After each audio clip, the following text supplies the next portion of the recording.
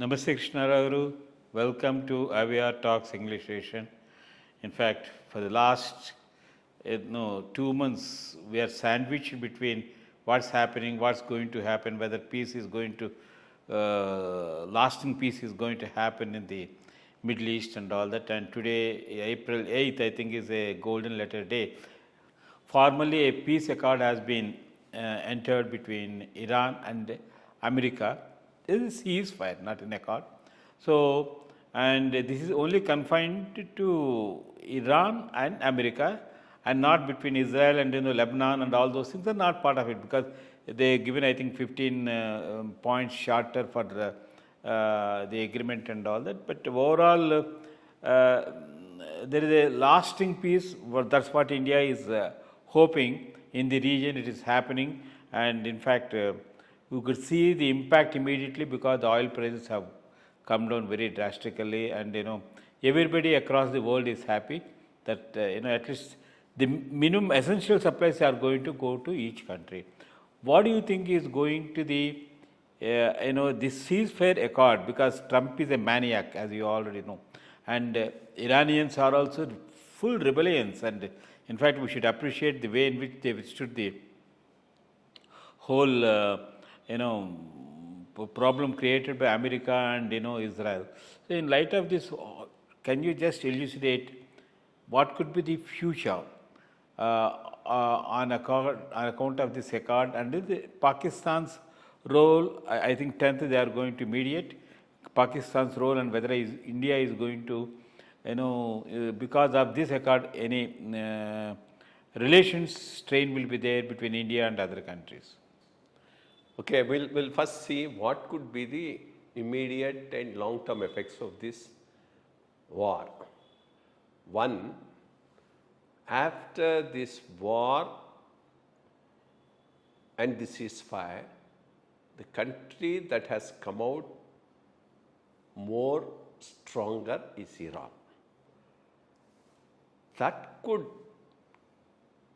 make a difference as far as the Gulf nations are concerned.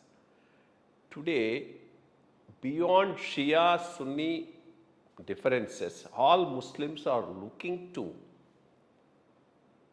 Iran with admiration. So, will this lead to a second Arab Spring in these Gulf nations? Because after all these Gulf nations are monarchies, and they are just managing it with the help of military and with lot of freebies, because they are getting lot of petroleum revenues. But today, with their infrastructure totally destroyed, their revenues are going to go down.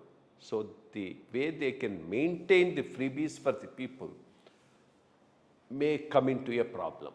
That, along with over-reliance on United States, which the local population is not liking, which they feel has got them into this problem, will there be regime changes in Gulf countries instead of Iran? The whole war started with the aim of regime change in Iran.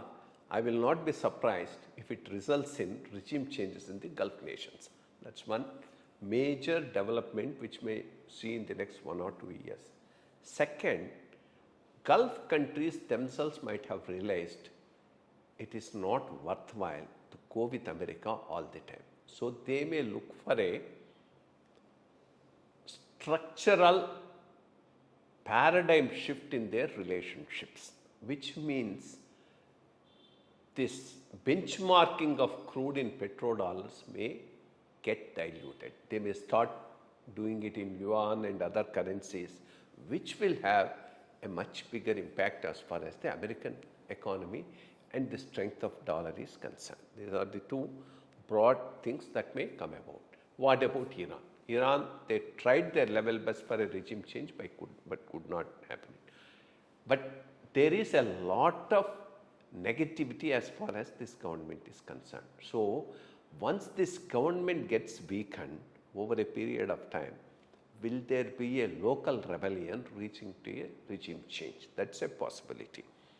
More importantly, as a wounded tiger, America may try to instigate rebellion within Iran for a regime change. That could happen two ways.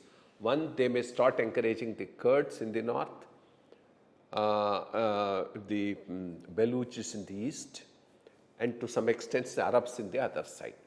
Along with them, some of the local Persians who are also not very happy with this government. This is one thing that can happen as far as this is concerned. The America has lost substantially in this war. There is no doubt about that. Whatever were their aims, they could not achieve. In fact, the Strait of Hormuz was free, actually free before the war. Today it is under the control of Iran. Even now if it is free because Iran is allowing it to be free. In the 15 conditions or whatever it is, they have put this as a condition that it will be supervised by the Iranian military and government, and only under their supervision the tankers will be allowed to go. So which means a free strait, you have made it as a under the control of Iran. That's what this war has achieved. As far as Israel is concerned, Israel has 2-3 different strategies in this whole war. First, to eliminate the top leadership, that they have in any case done. Second, secure its borders with reference to allies of Iran. One is Hamas on the south side and Hezbollah on the north side. Hamas they have finished off. Now they are concentrating on Hezbollah. That's why they very clearly told the ceasefire does not extend to Lebanon, because they want to finish off the Hezbollah, so that even otherwise after the war Iran is definitely going to be weak. A weak Iran may not be in a position to support these allies here to keep on fighting against Israel. So to that extent Israel is a gainer in this war, even though they could not accomplish their main objective of regime change in Iran. So that's another